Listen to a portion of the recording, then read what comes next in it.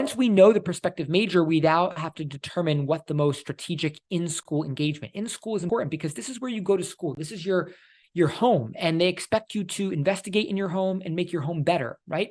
And so regardless of whether you love the clubs that are available in your school or not, there is an expectation on your part that you will engage in your home.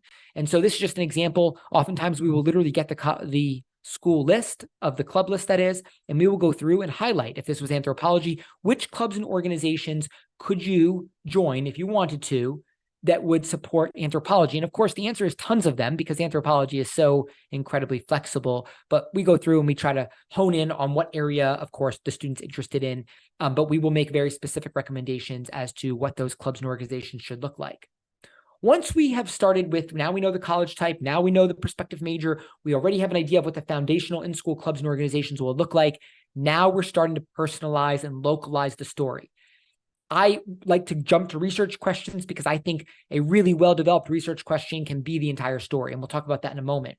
Before we jump to research questions, I like to start with the idea of localizing or personalizing. So what does that mean? So first and foremost, we start with prior experiences, right? We look at maybe the student's already been to some in-school clubs and organizations that we just noted. Maybe they've been to summer programs. Maybe they've already been engaged in some volunteerism, right? And we're going to ask ourselves, do those things support the area of academia?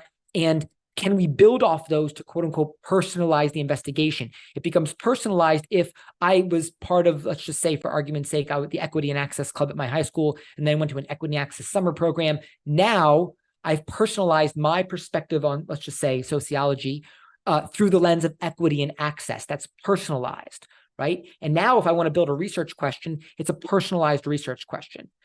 If we want to make it locally relevant, that's a little different. Now we're talking about geographically locally relevant. I really like that if we can do it. If we can try to make something locally relevant, I think it can be very powerful.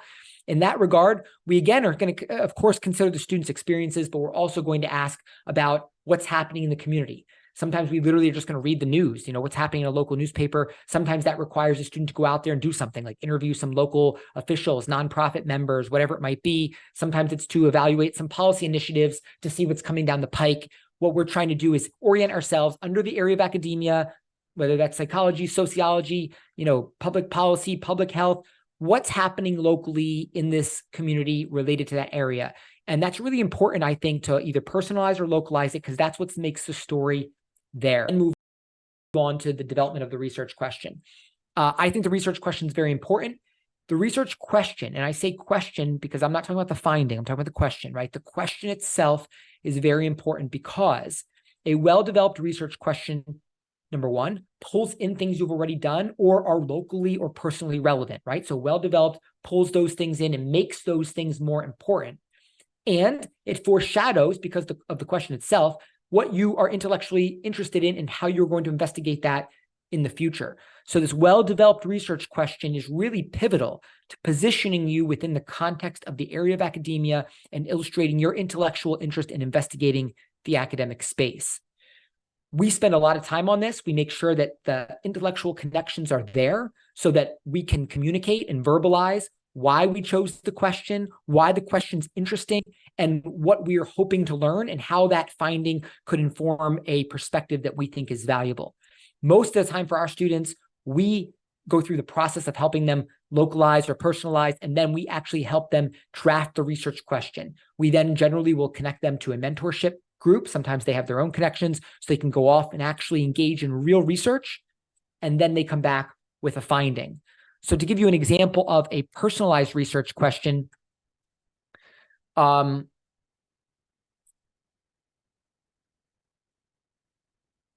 here would be an example for student here. This is a student portfolio. We create this for all of our students.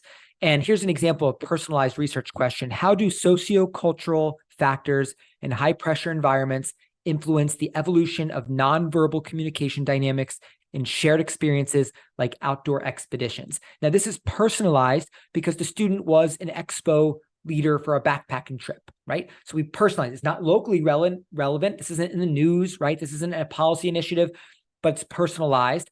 And because of the area of academia, communications, and anthropology, this hits on two academic areas in one question, a really well-developed research question that will move the needle because of the precise nature of the question. Another example would be a locally relevant research question.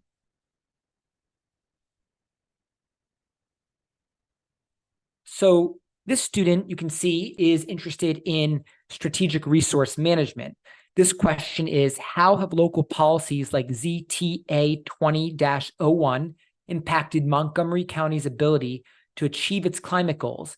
And what is the cost-benefit analysis when considering the farm economy? Now, this was very specifically developed from a policy initiative that was being brought forward that was considering whether to develop a tract of land for solar farming or traditional crop farming. This is a locally relevant question that was really actually being debated, and the student wanted to be able to provide a real perspective about, which direction his community should go. So those are two different ways of crafting a research question. Both of them meet the goal of illustrating the intellectual interest, pulling in things they've already done, and foreshadowing what they are going to do in the future. Those questions will move the needle, and quite frankly, the finding of those questions is irrelevant. It doesn't really matter what the student learns. Whatever they find out it will work. What we're focused on is the question. The question illustrates the intellectual thought process the student was going through when they were intrigued. We also then want to focus on information sharing. If we have developed our research question the right way, we have personalized it and or made it locally relevant, we now have an opportunity to share our finding because people will actually care about our finding because it was locally relevant or personalized. So when we say information sharing, when you're done with research, of course, at the end of that, 99% of the time, you have a research paper with an abstract. We will literally take the abstract, which is the summary of the research, and add that to the additional information section of the Common App. It serves as a foundation of our academic intellectual story. Many students, when they're done with their research paper, want to get it published. We have resources if students would like to take that and get it published to a journal. Sometimes it's a high school journal, a rigorous high school journal. Sometimes it's an undergraduate journal. Sometimes it's a professional journal, although I would say that's significantly less often. That is what I refer to as a deliverable. If it were to be published, we would add the link to the published document in the additional information section of the Common App. Maybe in that information sharing aspect of this storyline here, the student went out and wrote an article to a local newspaper, an op-ed about, whether or not the county should move forward with solar farming or traditional crop farming. Student writes a op-ed to the local newspaper. That becomes information sharing and a deliverable that can show up in the additional information of the Common App. So when we say information sharing, it's meaning that once we have a finding of research, we're going to go out there and we're going to share it with our community, either by writing an article, going to a local council meeting and speaking, having someone videotape that and having that as a YouTube video as part of our application.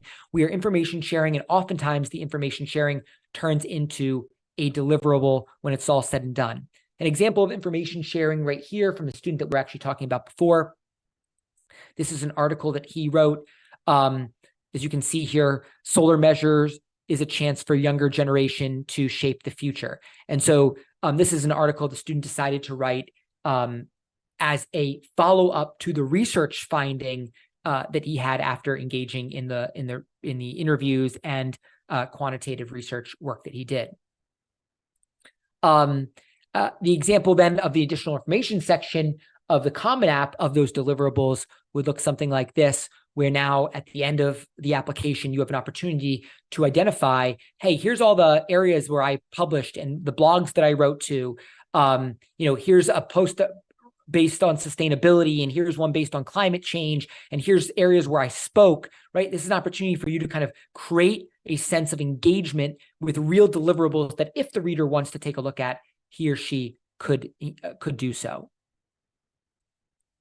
All right, so all of that is for 9th through 11th. That's about building evidence that will serve as the foundation for why you can contribute something of intellectual value to the conversation under the umbrella of the academic space that